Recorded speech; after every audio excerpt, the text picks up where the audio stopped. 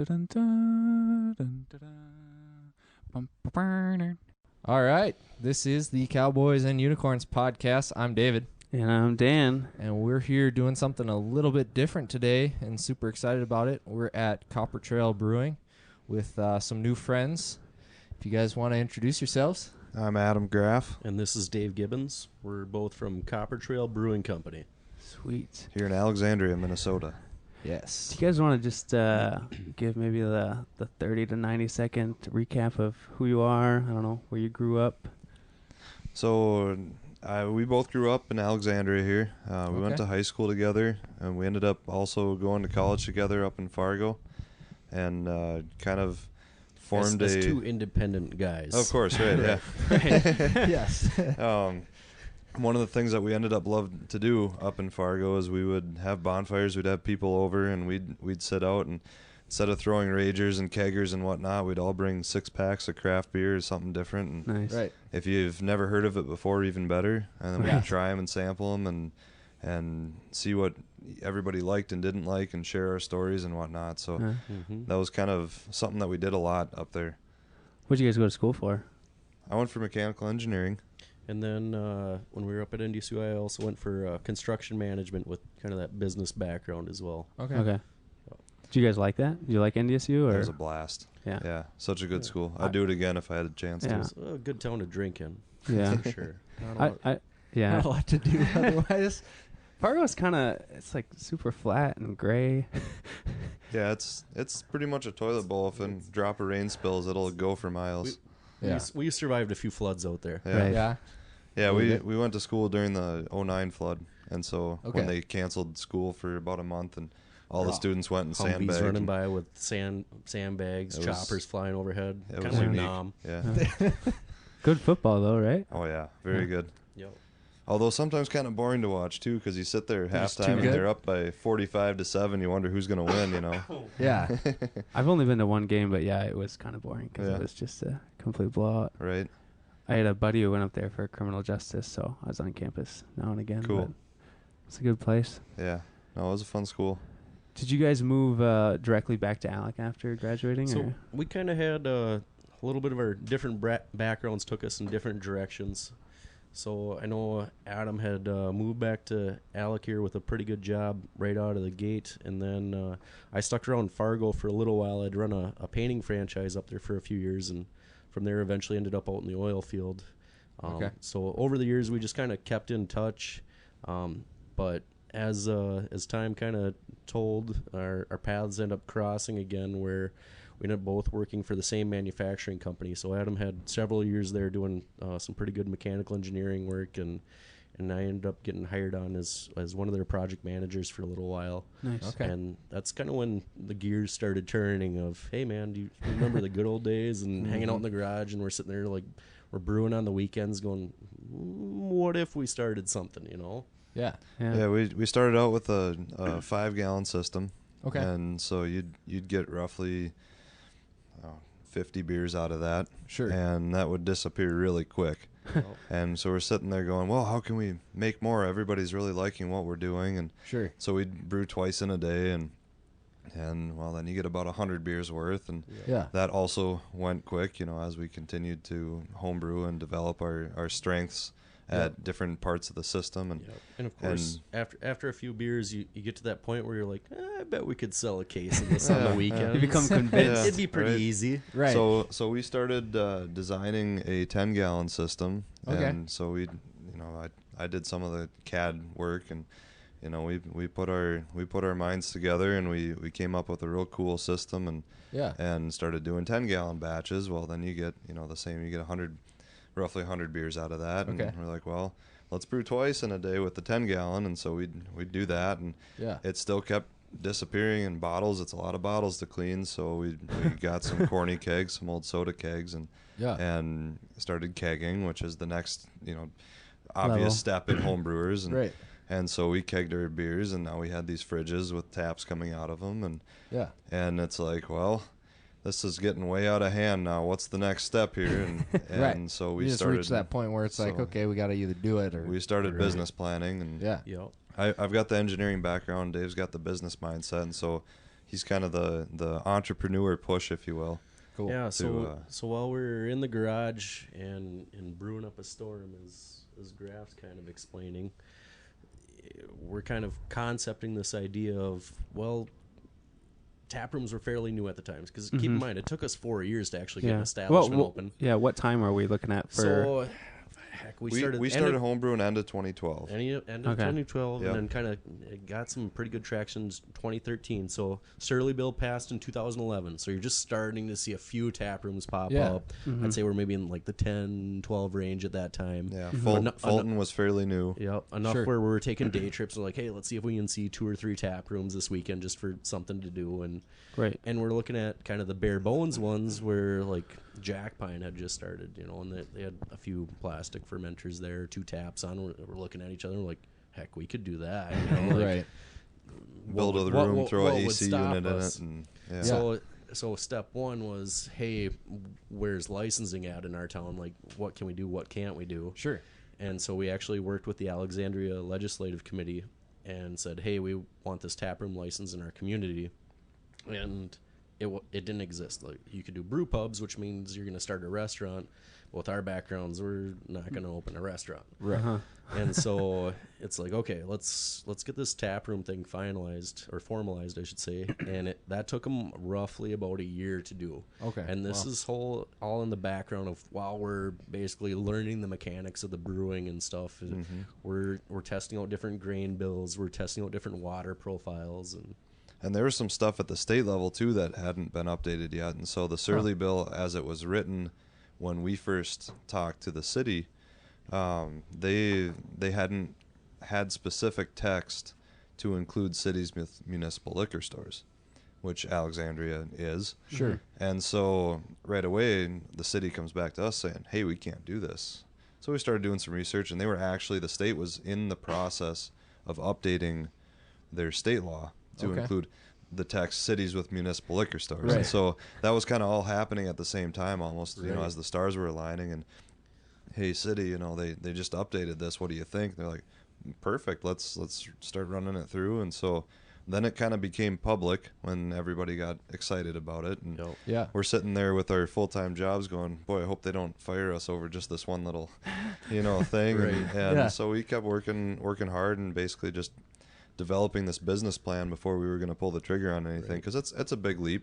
Right. I mean, you're not just going to open something on a whim. Well, and that's go ahead. With how long it took the city to do it, it's kind of like, well, sorry it took us so long, and then they kind of turned to us and they're like, torches in your hand, when's the tap room going to open? And keep in mind, that was 1 year in out of a 4-year stint. I think it took us 3 years after that. So basically, once we knew it was worth the time investment, then it came down to trying to find the right location. Yep. And, keep in mind, we're just 2 average Joes with 2 regular jobs in town here. Yeah. Where'd you find the capital? That's, and that was part of the 3-year process. Right. Part of raise some funds. Raising the funding. So, I mean, we got a few side investors along with some bank financing to get everything to go. But part of the contingency of that is you only have X number of dollars to work with and how you can use it. So one stipulation was we had to find a building to lease. And I don't know how familiar you guys are with Alexandria, but there's only so many buildings in town. Right. And you have to find one that's going to fit your budget and build out for a brewery. Yeah. And so the first building we looked at, which, I mean, it was this old creamery building in town, which it's just vintage as heck, and it's a cool building. So Panther ended up nabbing it eventually, which worked out for really storage. good. It's a great spot. Yeah, they're using it as their barrel house now. So Okay, I've driven by that. It's such a cool building. Lots of character. The problem is just such a hefty project to get into, especially as like a startup company. Is like there's no way we could pull the trigger on something like that. But we looked at all kinds of places. We looked at mechanic shops. We looked at blank slate build-outs. We looked at old water warehouses, things like that. Yeah. And we learned basically everything under the sun about building codes and what you could and couldn't do along the way. Sure. From sprinklers to parking to you need to have this amount of drainage, this amount of water supply, and those are the things that you have to watch for, so that you don't open day one or start digging into your demolition and go, oh, wait, by the way, there's this massive renovation that we can't afford, and, you drove the project into the ground day one. Right. Mm-hmm. Yeah, So, a fair amount of risk. It takes time. Yeah. Is it similar, do you think, to starting a restaurant, or with the alcohol, was it more complicated as far as everything that you had to have in order? So I'd say with the licensing, there were a lot more licenses that you need to go through, especially because it does deal with alcohol. And so... and you're manufacturing it. So a restaurant, you'd have a lot more challenges, I feel, with inventory. The business side, the inventory, your menu, the logistics of a restaurant business. Whereas with the brewery, it's more focused. Your energy is more focused on learning the licensing, the legal aspects, the federal, the state. You know, there's a health department that goes through stuff. Like there's a lot of different license codes that you have to learn in order to do that. And so kind of the interesting part of that is the building that we ended up landing on, that was the most cost effective going, our current location, used to actually be a restaurant. And so part of why that worked out so well is we were able to take the old kitchen area and convert that into what is now our brewing area with minimal amount of work. So we actually we put the glass display wall in there because who doesn't like to see the brewing equipment? For sure. Raise the ceilings because, well, our tanks are a little bit taller than the regular, flat tops that you'd have in a kitchen. And then just kind of finished off some tile work in there, and that part was done. Yeah, so there was already drains, there's already some gas, there's already water, it's vent kind of hood, perfect. lights, like everything was... The main infrastructure was there, just minimal tweaking, and Was there any point in the process where you're like, oh man, there's all these policies and regulations I got to figure out, man, maybe we should have just stayed with home brewing and hanging out with our friends drinking brews? Once you start with that first check, you can't stop. Like you're committed. I think there was somewhere around like the 2-year mark where we'd gone through like our third location, and we're like, okay, there's obviously a time investment in this if we're going to move forward. Are we moving forward with it? Or are we, say, hey, we made a valiant effort and it's just, it's better off just leading a normal life. And you have to take a serious inventory and go, it's worth making the leap. It came close for me. I'll tell you that. It was, we finally got, like Dave said, we were looking at a number of different locations, and one we were just about ready to pull the trigger on one, and things just didn't quite work out. And it's like that was basically our last ditch effort on a spot, and we're like, we have nothing else, and we can't keep spending time on that. I was almost ready to. There we were sitting around a bonfire in the snow, sipping on a glass of straight whiskey, just going, "Oh, it's over." A week later, we looked at this place, and then everything lined up, and it's like, okay, wow, we're doing it now. Let's go for it, full steam ahead. And so one of our taglines that we use, "Enjoy the journey," is really resonates with that, just because there's ups and there's downs, and that's part of the ride, And so to make that final leap to where everything's coming together and to be able to power through it to where we're at now is you have a better understanding of the reward on it, even if it's not a full monetary reward. It's a life experience that nobody else will ever be able to duplicate. Well said. Where'd you come up with the name?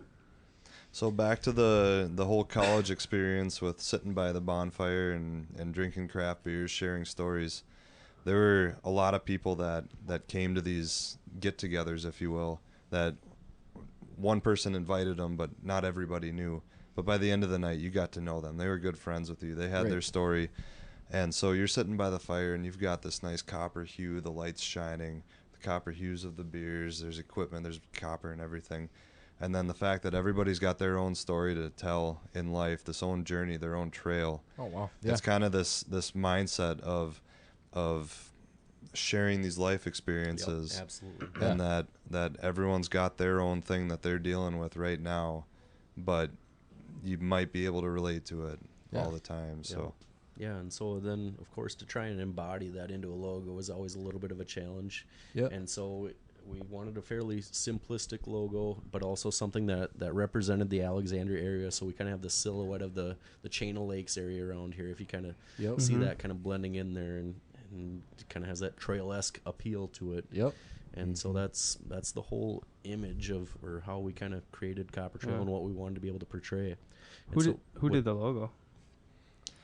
We had a few people work on it. One of them was a sibling of a friend of ours, and she had started doing some work on it, and then we had a few other people kind of tweak through it and came up with the final design. So there's been multiple versions. Obviously, with like glassware and stuff, it's really nice to have like a one color logo. Yeah. Our first one had like 7, 8, 9 colors. It was busy. There's a lot Right. going on. Yep. It's still kind of cool to pull the shirt out every once in a while because it's like the throwback logo. Yeah. Mm-hmm. But on the same note, it's like, holy crap, like how do you market that? It's, Right. you know, it's you're trying to explain something, but it's like, what color do you use? I don't know, all of them. Right. Yeah, people will still come and we'll have shirts and stuff that we're designing, and the phrase is, "Oh, this you guys would really be well off with a color logo. I think this would do good with color." And it's like, Sure. we're not quite ready for that yet. Yeah. Pandora's box. Yeah. Yeah. For sure. Oh yeah. I mean, doing design is a huge.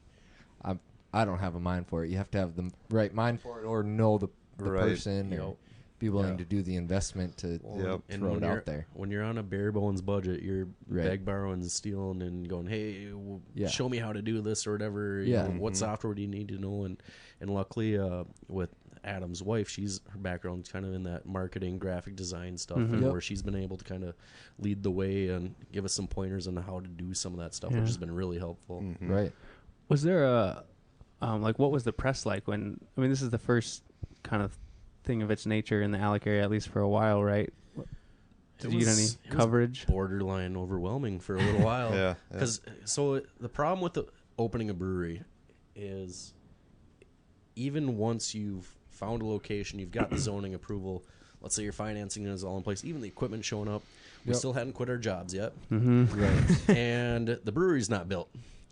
And so everybody's pounding at the door going, I want beer right now. And you're like, you're going to have to wait like 7, 8, maybe 9 months. They're like, well, what do you mean? When's it going to be done? You're like, I don't know. Yeah. So Gotta make it. and of course the newspaper was no different, where they're like, we're ready to like show off your brewery, and we're like, what brewery? Like, it's not done yet.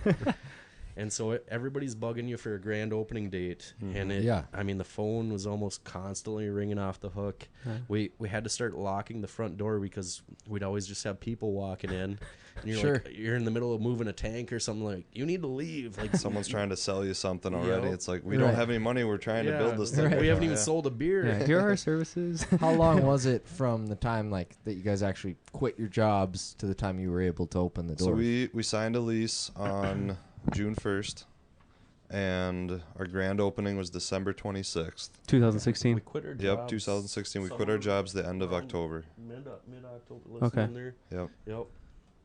So we're just about coming up on the 1 year mark as far Right. as working on the brewery just independently. Mm-hmm. And part of the reason why we quit before it was open is we found it was cheaper to hire ourselves than it was to do a contractor. Where Mhm. we're pretty handy guys, where it happened to work out that way, Yeah. and we were able to open the brewery that much quicker. Yeah. So Yeah. Have you found it like what's the transition been like going from a manufacturing corporate job with regular hours and stuff to the full-time entrepreneur life? Have Lot you more hours. enjoyed it or? Definitely rewarding. A lot of the things that less cubicles. we had Yeah. I could do with learned at the manufacturing place, from the way plants operate, Mm-hmm. the way that they produce product, the way that it's packaged, the way that it's the plants are stayed clean and everything, Yeah. all the way down to machine design and construction of machines. A lot of that stuff we were able to take with us and use that knowledge here. Clean floors, the clean machine, that same kind of stuff. But at the end of the Production, day, quality, we are all that stuff. manufacturing a product, and then we are packaging that product, Yep. be it that it's in large tanks and kegs Right. versus in a cardboard box or a bag or something like that. Right. At the end of the day, it is still a manufacturing process and a packaging and production. So Yeah. it was really nice that we learned what we did. I learned a ton while I was there for 7 years. No, Okay. yeah, 7 years, and it was easy making that transition to doing this. As far as like the time and how everything operates, you have a little bit more freedom. Where you're like, hey, I'm gonna go grab a long lunch or something like that, or hey, I gotta be Right. gone today, and you just make it happen. On the flip side, if there's something going on, say like last weekend, it's like, we're going to put in 36 hours this weekend, you know, like, there's that side of it. But on the flip side, you can also sit down and, you know, we grabbed a Jimmy John sub, but hey, I'm going to pour a beer for lunch. I have the ability to do that, you know. I'm that's awesome. Not going to turn it down. Right. So there's definitely some happy mediums in there, so to speak. So well, and putting those crazy amount of hours is easier when you are like directly tied to whatever amount of work I put into it. I get the return from it.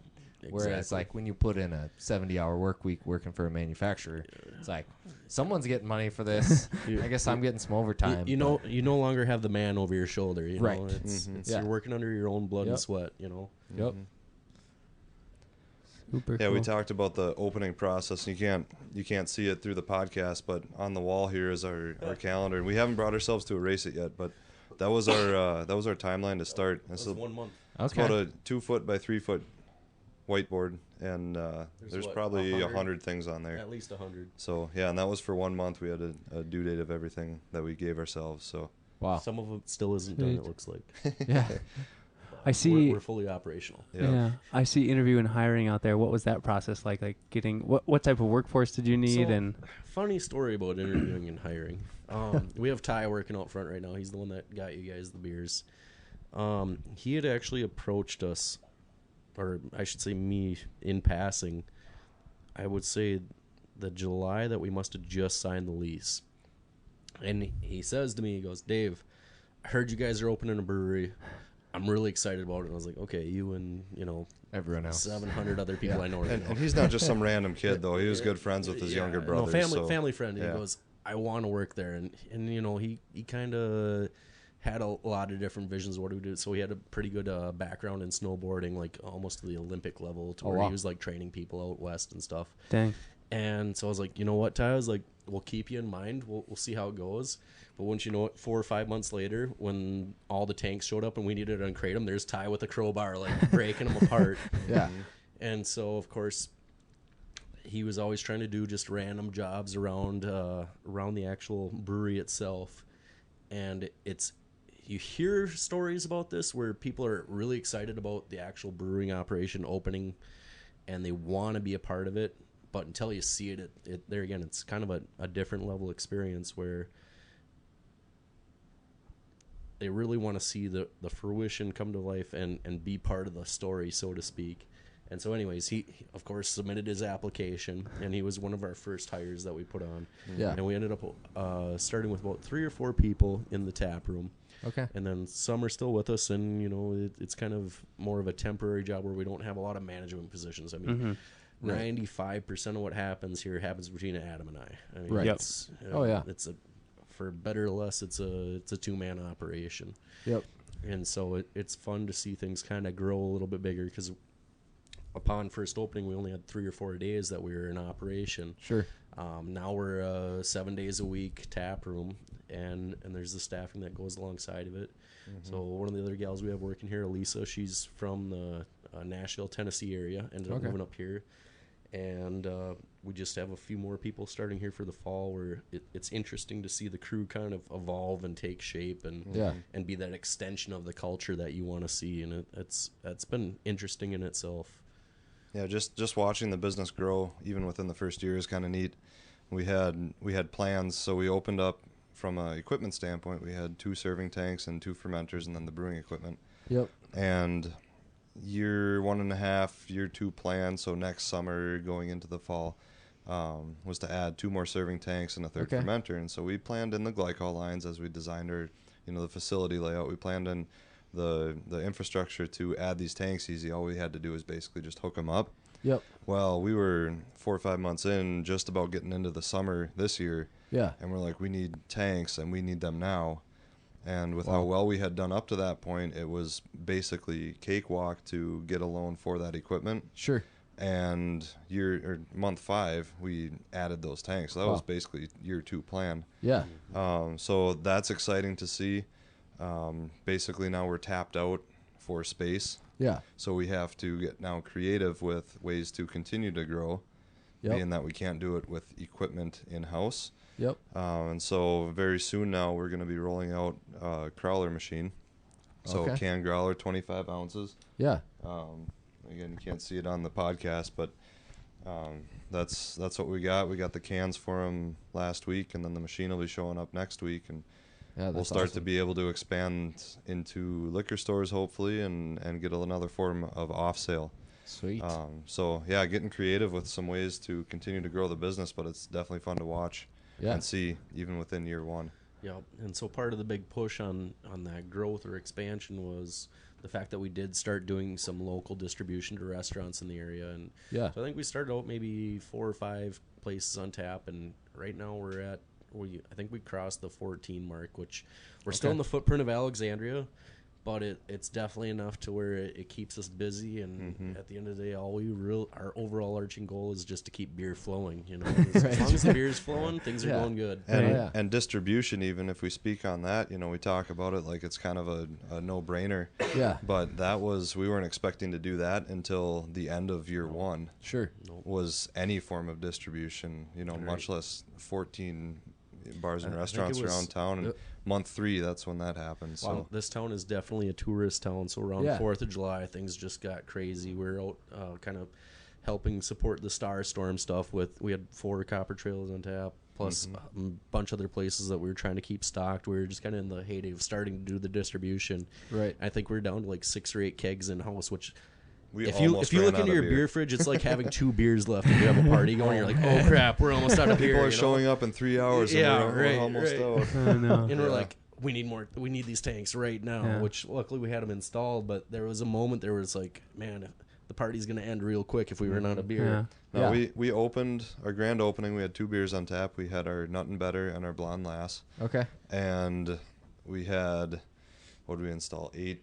We had 8 faucets, 8 taps, so 8 taps as a possibility, and we were hoping to have 4 varieties on the board, right? As we continued to grow and evolve, yeah. And very soon after we got 4 beers on tap, then we had 5 beers, then we had 6, then we had all 8, and we're going, we need more taps. So we had planned the expansion for 4 more taps to be up to 12. Okay. And so we ordered the stuff, we got them installed, and now we have every single tap full now.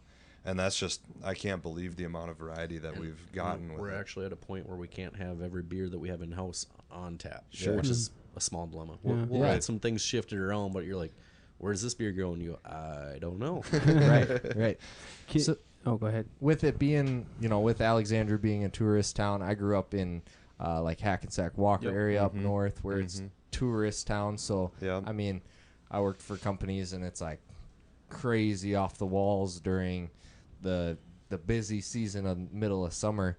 But how has that been, for going through last winter for you guys? And then, I mean, looking ahead, is the distribution a key piece of being able to keep busy and keep paying the bills during the winter months, or has it been steady? It'll be neat to watch because we haven't gone into a winter yet. So being that we opened it in the end of December, we were a brand new business, and a brand new brewery for the town in winter. Right. And so you had all the buzz. Just that, we had the buzz, which carried us into the summer. So it's been busy since we've opened. Yeah. It'll be neat to watch this town and see how many locals are accustomed to having the brewery here. And it's a good sized town, too. And you think about, like our first big holiday was Memorial Weekend for the summer. Yeah. And Friday, Saturday handled it fine. Well, we didn't take into account Sunday and Monday. And Sunday was just nuts, where it's one of those days where you had a line out the door for 2 hours. You're like, I didn't see this coming or anticipated or anything like that. Well, it was really fun to see. So we actually promoted our first event, Olitoberfest, this last weekend. So that's our version of our Oktoberfest, and it was fun because we've gotten better at planning out the music, the food, and how you go about promoting the event to really get the people involved. I mean, we did this big kind of teaser build up to the actual event of us in different poses with our leader hosen that we'd gotten for the event, and people just, they love to see kind of that character side of the people that are involved in the process. Right.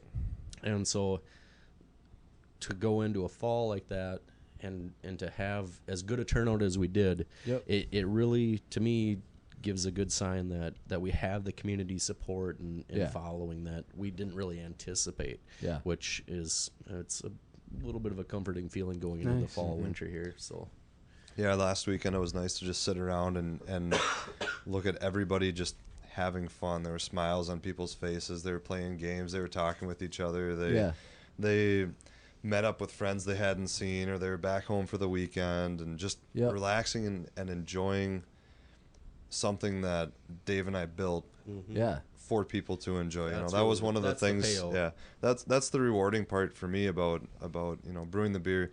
You get to drink beer and R&D and have fun with it, but watching people's eyes when they take that first sip and you can see it. They don't have to say a word, but you can see that they are enjoying what they're drinking, something we made with our own hands so that you can enjoy it. That's rewarding right there, and there was a lot of that going on last weekend. That's awesome. Can you take me a little bit through the process of like R&D or developing a new brew, or how do you decide where you're going next? No secret. No. First, we call the colonel. We're in the back office. There's 13 seasonings. One guy knows 7. The other guy knows 6. Yeah. And then to start the system up, you turn 2 keys and push buttons. There's a nuclear code. Yeah. Right.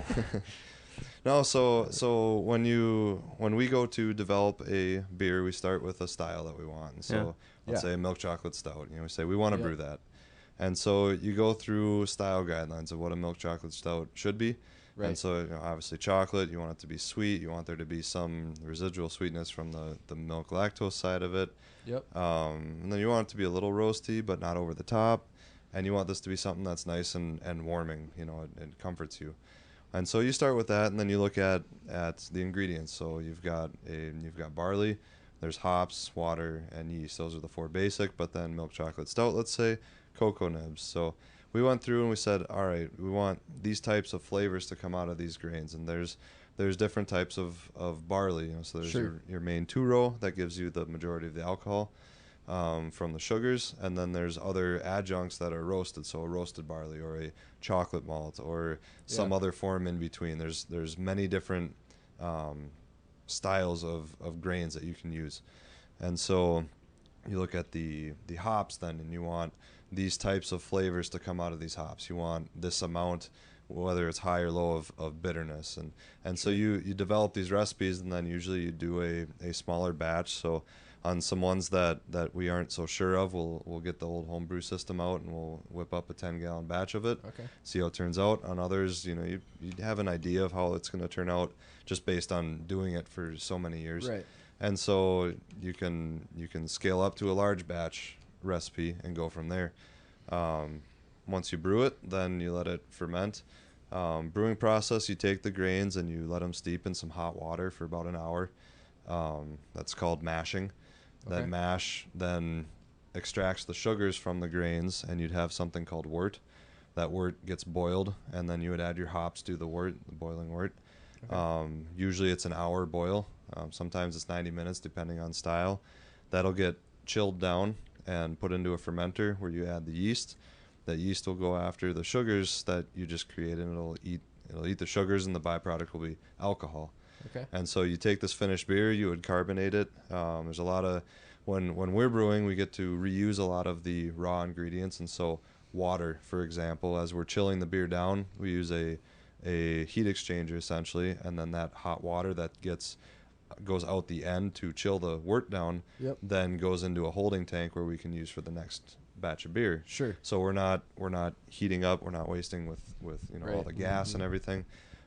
Grains. So grains go to a local farmer. He comes and picks them up, and he uses them for feed. And so his animals are happy, and we're happy because we don't have to deal with it. The yeast we get to reuse as long as the yeast is healthy. So there's one strain of yeast that we've been using since day one.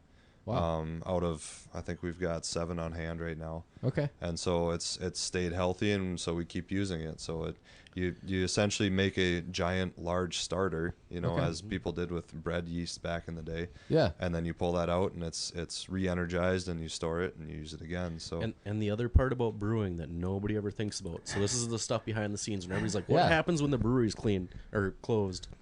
Lots of tank cleaning. Mm-hmm. Pumps are running 24/7. Fluids being transferred. Yeah. Like 5 to 6 tanks being cleaned per batch every time, because you got to keep everything spick and span, and that's part of what keeps a quality product running. We brew the beer, but we're actually our positions here are full-time janitor, Exactly. but part-time brewer. Yeah. How many Professional batches do you do sanitations. in a day on average? It's here? one batch a day. Okay, so then the you're brew day cleaning takes the about tanks 10 or every 12 day. hours, and so every time you brew, you need to clean tanks. Yeah. If we can, we like to brew back-to-back brew days. Okay. And so, a good spray and rinse on a kettle, and the next day you're using it again isn't as big of a deal. Sure. But yeah, after you're done with that final batch, it's getting run through cleaner pretty heavy. So it'll ferment for about a week to 10 days, and then carbonation cleanup time. So 2 weeks usually is a normal turnaround for a beer. Right. And then we've got those 3 tanks that we work with, and then the 4 serving tanks. So All right. it's a fun process. We've learned a lot from going from the homebrew side with a small scale to something that's 10 times as large, and if you want to go try, if you have a brew that you have in mind, do you go try different breweries and say, oh, here's their chocolate stout that they make? We'll do that Get from an time to idea time. for what you want, or Every once in a while. It's fun to see other people's takes on a style, and we obviously put our own spin on it too. You want to push the boundaries and make something unique. You don't just want to make the same beer everybody else is making. We usually have an idea of what we want to create, and we'll kind of take a look at some of the style guidelines and go, how would we approach this? Because the other thing is, you can try other people's beer, and you can definitely be happy with how they've represented it. Kind of like Adam said, you want to see how they've interpreted it, their expression. but you don't want that to then basically create an impression on your style where you're like, well, now it's like so and so's beer. Right. That's Right. I think kind of It's like you listening. don't want someone to drink it and say, oh, it's like that brewery down the road. Yeah. right. Yeah. It's like listening to another comic's jokes. Tastes and then you like find my it favorite beer. Exactly. bleeding Right. into your own act. Yep, Yeah. absolutely. Yeah, one of the coolest things is when somebody tries it and they go, I can't think of anything that I've had that's like that. Right. It's like That's truly cool. differentiated. Right. Absolutely. Yep. For sure. Mm-hmm. Have on the marketing front, has most of the customers been organic, you mentioned the event earlier? I don't know what is your guys' vision on that? Sounds like you've been really busy, so there hasn't been. That's in a small town, word of mouth is definitely big. For sure. Yeah. Social media has always been our key ingredient, and Adam's done a great job with that, just because, one, we didn't have a lot of other budget to work with beyond that, and everything else, print, radio, gets very expensive. Really fast. Hard to find the value, too. Very fast. There's no way to measure it. No. Yeah. Yep. And I work so- in marketing. It's all baloney. and of course, the whole time you're trying to build a brand, so a lot of it's through consistency in the beer. And then, I think one of the big kind of shockers for us is once we were open, everybody's like, "Hey, did you know about Untapped?" And we're like, "What's that?" And we open it up, and there's all these Copper Trail beer ratings all over the place. And we're like, "Oh yeah, we should do more with that." Mm-hmm. And there's all kinds of different stuff like that, but it's definitely something that we've been kind of learning and expanding on. So we've gone from more of just a few events here and there, where we are doing more consistent stuff and pairing up with other local businesses. Yeah. So we've made kind of a stronger effort to pair up with, say, our Yoga One studio for beer and yoga, or Sip and Savasana. We've had the Quad A Theater in here. They have an improv group that we have in roughly about once a month or so. Oh, nice. There's a guy that's got a late night radio show, Rexford Sweetwater. He's got Yesternight, so he comes in every so often and he does a kind of a live broadcasting from here. That's pretty neat.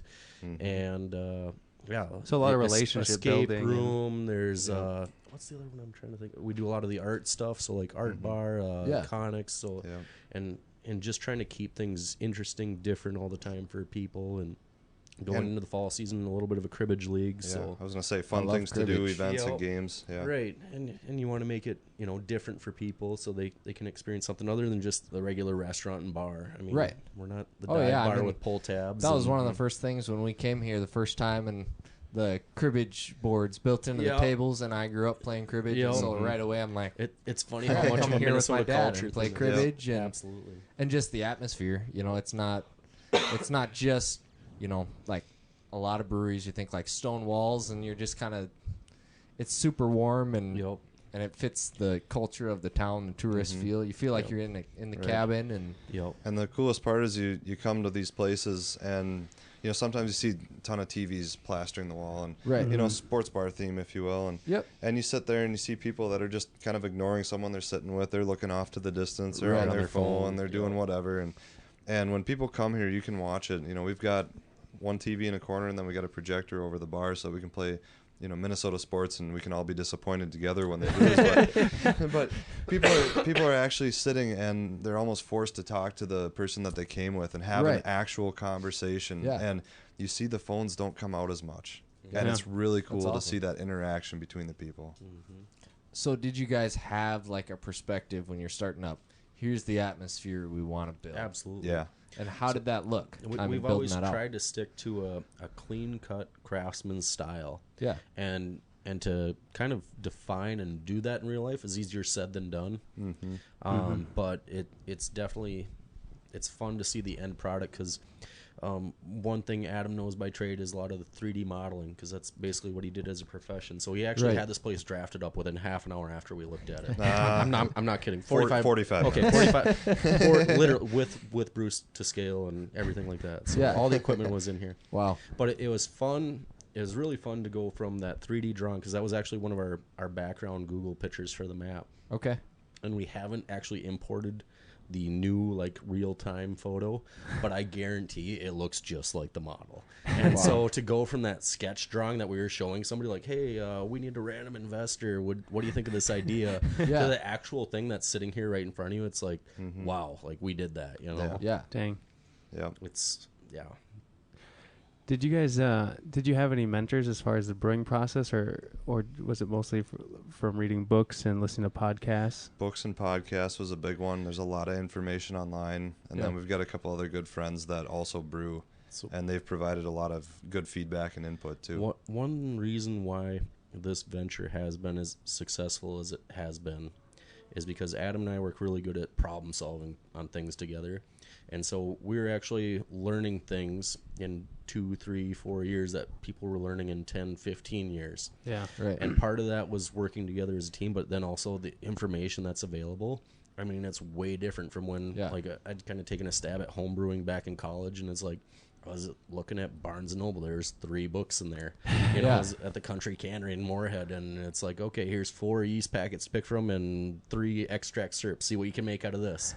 And it's definitely changed a lot between the Northern Brewer, the YouTube, the Brew Strong podcasts that are out there. Like it's amazing what information is available there. And so you can say that you're self-taught to an extent, but on the same note, it's the John Palmer stuff. It's the using the resources available to you. And feedback too. I mean, who doesn't like to try free beer? So everybody tries it. But if you make a bad batch of beer, everyone's still like, well, I don't want to tell them it's bad because I still want to keep getting free beer. I'll drink it. Right. And one of the things that we always appreciated with the friends that we shared our beer with is, oh, do you like it? And they're like, well, yeah, it's good. And okay, what don't you like about it? You know, I want feedback either way. I don't care if it's good or bad. Getting some of that negative feedback. Yeah. If you give me negative feedback on this, that's still positive in my mind because now we can change our beer and brew it again in a different manner and improve on those things that people didn't like and perfect these recipes. Yeah. And I still like, if people don't like a beer, I want to hear why. Right. And then we can improve on it. So absolutely. Do you guys have any plans going forward, or as far as expansion, or no plans? It's all over. We want to stay the same. I mean, you're pretty early into it, but we got a few tricks up our sleeves yet that we're talking about inside these 4 walls. and then roll out over the next few years. Yeah, right. It's really tough. Like Adam said, we've kind of seen some excessive growth beyond what we're expecting. So it's hard to know exactly where we'll be a year from now. The schedule's been sped up a little. But basically, it's build on what we have, and like he said earlier, try to be creative in how we expand. Right. Yeah, and just staying what proactive. Exactly that means, we're working on defining that on a daily basis. You For know, sure. And at the end of the day, it's really just keep on building the culture. You know, so. But yeah, and doing podcasts with as many people as possible. In small rooms. Yeah. In our 4-wall office here, that's like 6 by 6. Hey, I mean, if there's beer, we'll have you on the podcast every week. So. There you go. That'll come up. Well, thanks, guys, for sitting down with us. Thanks for coming. If there's anything else you want to add, I don't know, maybe your social media handles or where people can find you online. Yeah, so we got our website, coppertrailbrewing.com, Facebook at Copper Trail Brewing, of course, and then Instagram, Copper Trail Brewing Co. Okay. There you go. And on Tap Hunter, I could keep talking about the list. Go Like for they it. said, it was a There's an rabbit hole. extensive list of Plug your media out stuff. there. No, Yep, yeah. absolutely. So just check out Copper Trail. Come try a brew if you haven't. Yeah. We're at 410 30th Avenue East, Suite 103 in Alexandria, Minnesota. So you go. definitely worth a stop in and grab for a sure. flight or something. Thanks so much, guys. I appreciate it. Thank you. Awesome. Yeah, thanks for making the time for us. This has been the Cowboys and Unicorns podcast. I'm Dan. I'm Dave, signing